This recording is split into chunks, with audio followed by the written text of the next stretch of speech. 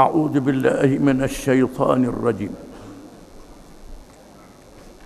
فإذا جاءت الطامة الكبرى يوم يتذكر الإنسان ما سعى وبرزت الجحيم لمن يرى فأما من طغى وآثر الحياة الدنيا فإن الجحيم هي المأوى وأما من خاف مقام ربه ونهى النفس عن الهوى فإن الجنة هي المأوى.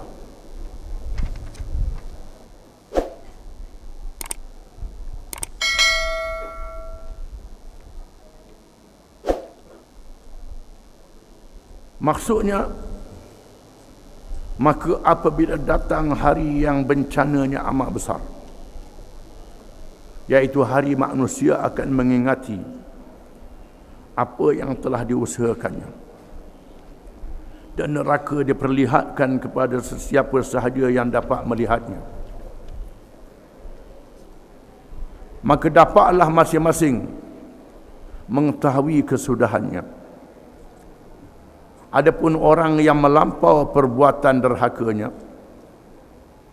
serta ia mengutamakan kehidupan dunia semata-mata, maka sesungguhnya neraka jahimlah tempat kediamannya.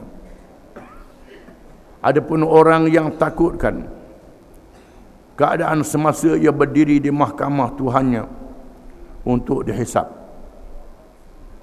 serta ia menahan dirinya dari menurut hawa nafsunya, maka sesungguhnya syurgalah tempat kediamannya.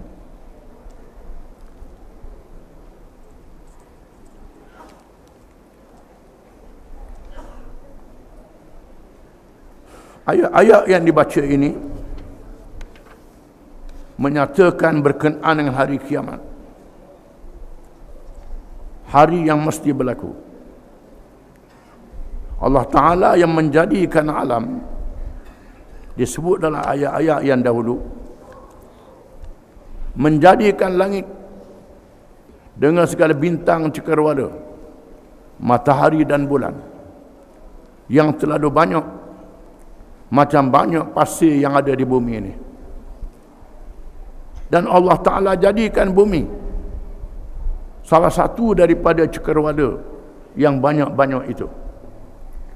Bumi salah satu daripada makhluk Allah di samping matahari, bulan, bintang-bintang yang banyak ini. Jangan kita ingat bumi je. Di sana ada alam lain yang dijadikan oleh Allah. Ada yang kita nampak, ada yang kita tak nampak dalam ilmu Allah Subhanahu wa Ta'ala. Allah Ta'ala yang menjadikan alam yang besar ini melakukan kiamat. Diisytiharkan kiamat itu berlaku, dihancurkan semuanya dan dibangkitkan semula. Matahari, bulan, bumi, bintang-bintang cakrawala, segala isinya dimusnahkan. Yang hidup dimatikan oleh Allah Ta'ala. Tinggal Allah saja. Kemudian Allah Ta'ala melakukan kiamat, dibangkitkan semula. Allah Maha berkuasa, boleh bangkitkan semula serta-merta dalam sekali mata. Fa idza ja'atit tammatul kubra, maka apabila datangnya peristiwa kiamat yang dahsyat, yang sangat besar, mengikut satu riwayat, at-tammatul kubra ialah tiup sangkakala yang kedua. Ini mengikut riwayat Ibn Abbas oleh Ad-Dhahhak, riwayat Hasan Al-Basri, iaitulah kiamat tiup sangkakala yang kedua dihidupkan semula. Mengikut satu riwayat yang lain, tiup sangkakala yang pertama yang dibinasakan semuanya, kemudian dihidupkan semula dengan tiup yang kedua. Setelah berlakunya peristiwa yang sangat dahsyat, yang lebih kuatnya Ayat ini berkait dengan tiup sangkakala yang kedua. Kalau dilihat ayat yang kemudian daripadanya memberi makna itu. Setelah berlakunya peristiwa yang sangat besar, dihidupkan semuanya yang mati, dibangkit bertempat masing-masing, bangun. Wa yauma yatadakkarul insanu ma sa'a. Hari teringatlah manusia apa yang telah diusahakan. Masa itu ingatlah apa yang pernah dia buat di atas dunia dulu. Oleh kerana itu di sana mengikut pendapat Al-Qasim bin Al-Walid Al-Hamadani, At-Tamatul Kubra ialah hari keputusan. Ahli syurga diseret ke syurga, ahli neraka diseret ke neraka. Itu makna At-Tamatul Kubra, bukan tiup sangkakala. Ini mengikut pendapat Al-Qasim bin Al-Walid Al-Hamadani. Setelah ditentukan ada yang masuk syurga dan ada yang masuk neraka, yatadakkarul insanu ma sa'a. Yauma yatadakkarul insanu ma sa'a. Hari manusia teringat apa yang pernah dia buat di dalam dunia dulu. Teringat baliklah hak dia buat di atas dunia dulu.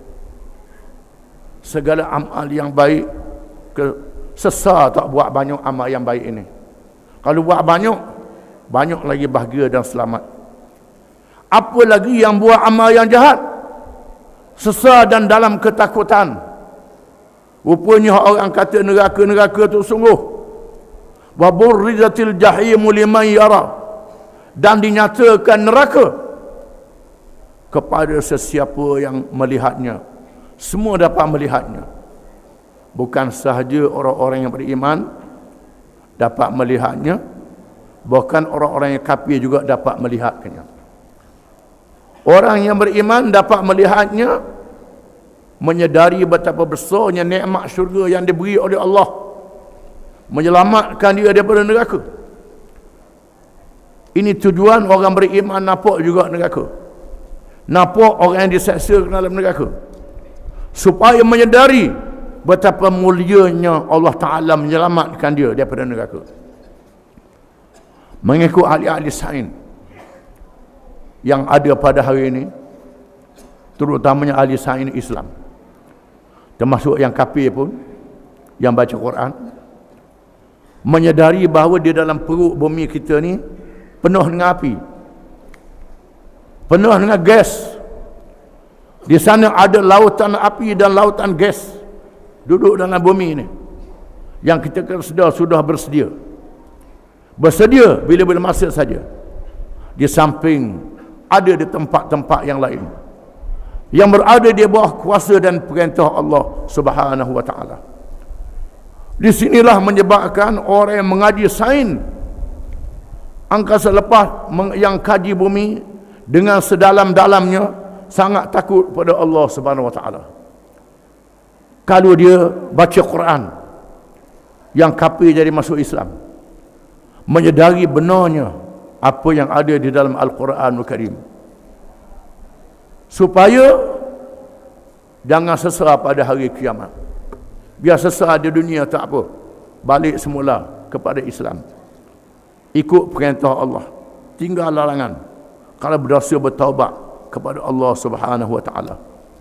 Jangan tunggu bila melihat neraka, bila lalu di atas sirat, atas tian, titian nampak neraka, jangan masa itu.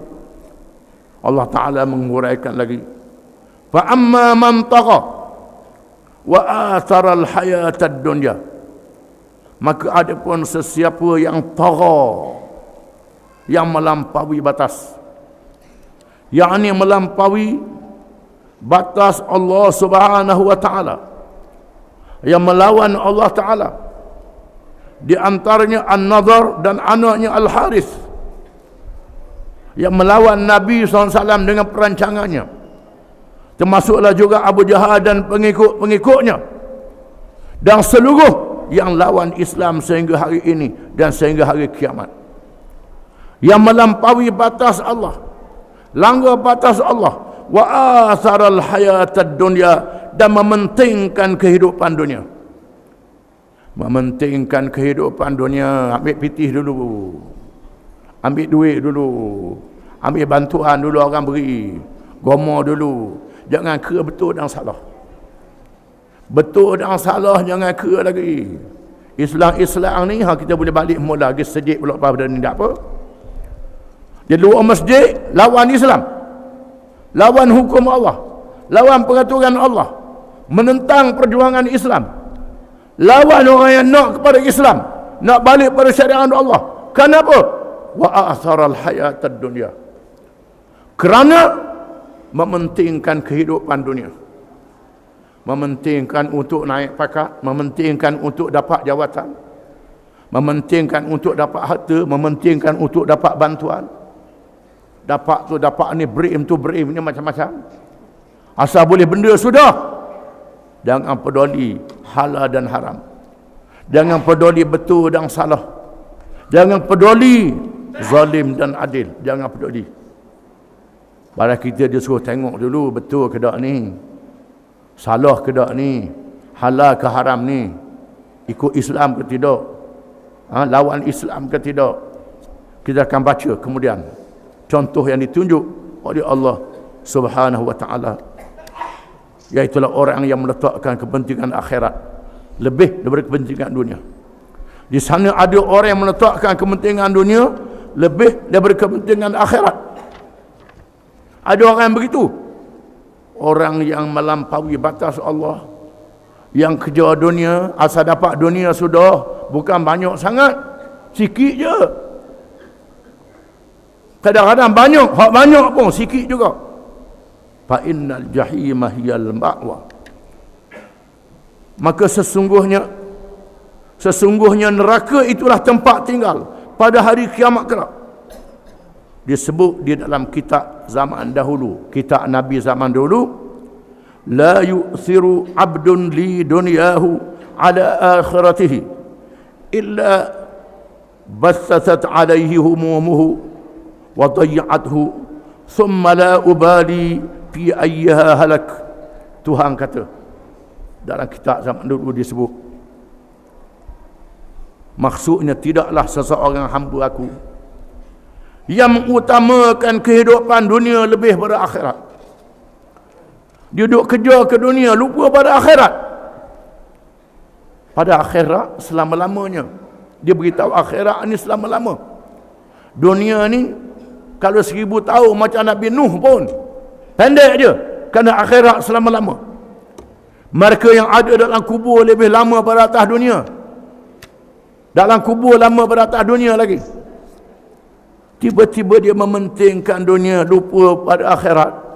Tuhan kata malaikat, aku akan sebarkan kesusahannya nanti, dan aku akan sia-siakan dia, dan aku tidak akan peduli dia binasa dan punah ganuh. Tuhan kata, dia nak sangat. Ini disebut dalam kitab-kitab zaman dulu, iaitulah orang yang tak peduli pada Allah, tak peduli pada petunjuknya, duduk ke nak senang saja, nak mudah saja, nak selesa saja, tak peduli pada Islam, tak peduli pada agama Allah. Fa innal jahima hiyal ma'wa, maka neraka jahim yang membakar itulah tempat tinggalnya. Wa amma man khafa maqama rabbih wa nahan nafsa 'anil hawa fa innal jannata hiyal ma'wa. Dan adapun sesiapa yang takut kepada maqam, kepada kedudukan Tuhannya, takut pada kedudukan Tuhannya, dia berada di hadapan Tuhan, Tuhan tahu dia buat apa, akan dihisap amalan dia, Tuhan tengok, Tuhan mengetahui, Tuhan dengar, maqam Tuhan dia tahu, dia tak boleh larikan diri daripada Tuhan.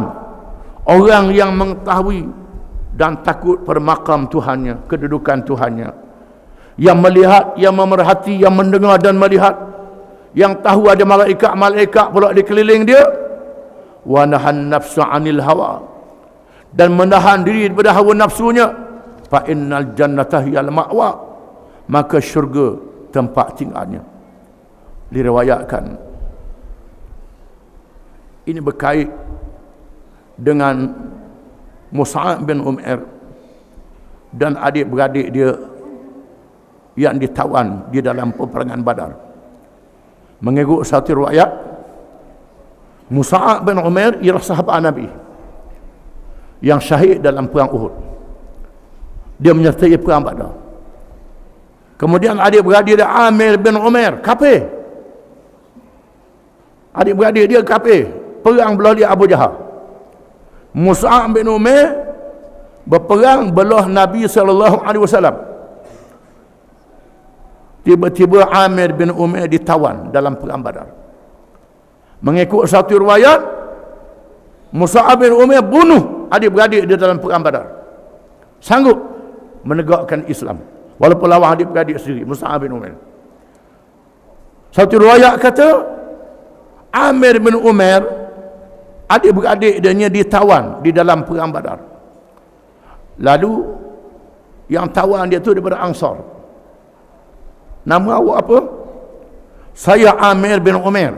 Saya ni adik-beradik pada Mus'ab bin Umair. Dia tak sebut abang kadik di sini. Adik-beradik. Lalu orang Ansar pun pelonggar ikatan. Sebab meraihkan Mus'ab bin Umair. Sebab dia ni adik-beradik Mus'ab bin Umair. Abang dia ni sahabat Nabi, kena pelonggar sikit lah ikatan dia, jangan sakit sangat. Lalu dia beritahu kepada Mus'ab bin Umair, kami tawan adik-beradikmu. Mus'ab bin Umair kata, mak dia pitih banyak. Mus'ab bin Umair kata, mak aku di Mekah ni, mak dia kafir lagi, pitih banyak. Muikat kemah, kata dia. Muikat kemah, biar mak dia pitih banyak untuk tebuh dia, kata Mus'ab bin Umair. Maka memang betul sungguh, maka mak dia atur pitih banyak kepada Ansar ni untuk tebuh tawanan ini. Allah Ta'ala menghargai pendirian Mus'ab bin Umair yang berjuang untuk menegakkan Islam tanpa mengira orang yang dia kasih dalam perkara ini. Ini mengikut satu riwayat. Mengikut satu riwayat yang lain pula ceritanya ialah berkenaan dengan Mus'ab bin Umair juga. Mus'ab bin Umair yang dia mati dalam perang Uhud, mati syahid. Mati syahid. Bila Nabi tengok mayat dia dicincang dalam perang Uhud, Nabi kata, inilah dia orang Tuhan yang sanggup menegakkan Islam, yang Tuhan masukkan dalam syurga. Berkait dengan ayat yang kita baca ni, Mus'ab bin Umair juga. Mengikut satu riwayat yang lain yang berkait dengan Abu Bakar As-Siddiq radhiyallahu anhu, di mana khadam kepada Abu Bakar biasanya bila awak balik makanan ke Abu Bakar tanya mau ambil mana makanan ni, dia beritahu ambil mengikut sumber yang halal, barulah Abu Bakar makan. Warungnya Abu Bakar ni, barang yang dia makan tu nak tahu halal ke haram. Dia tanya khadam dia beli kat mana, dengan siapa dia, daripada mana barang ni, siapa beritahu warung dia. Tiba-tiba pada satu hari dia tak teringat nak tanya. Dia pergi makan dulu. Lalu khadam dia tanya, pasal apa dah tanya hari ni? Sekali tanya sama. Sekali bila saya balik makanan, tanya ambil mana, tapi hari ni makan selalu, kata Abu Bakar. Maka kata dia tak teringat nak tanya, dia mau ambil mana makan ni. Kata khadam dia, tadi saya di Kat Tok Nujung. Dia kat Tok Nujung, patut orang beri ngupah ke Tok Nujung. Tok Nujung, Tok Bomah tu dia lah. Tok Bomah je dia karapak ni. Ni tak ada kena bunuh hak berlaku ni. Beri pitih ke Tok Bomah. Tok Bomah beri saya buat balik beri ke tak buat aku makan waktu tu. Lalu bakar pun dolak jari dalam tekuk dia, mutah waktu biar semula, kerana nak buang makanan yang syubhat masuk dalam tubuh dia. Setengah ulama mengatakan ayat ni berkait Abu Bakar As-Siddiq radhiyallahu anhu, seorang yang sangat takut pada Allah Ta'ala, yang takut kepada maqam Tuhannya, kedudukan Tuhannya, yang mengetahui, mendengar, melihat. Tuhan sendiri tu mengetahui, mendengar, melihat. Ada malaikat pula yang melaporkan. Belum pada malaikat, Tuhan sendiri tahu. Yang tahu makam Tuhannya, lalu dia menahankan diri daripada hawa nafsunya. Fa innal jannata hiyal ma'wa. Maka syurgalah tempat tinggal kepada orang yang begitu rupanya. Mudah-mudahan kita termasuk dalam kalangan ini. Wallahu a'lam.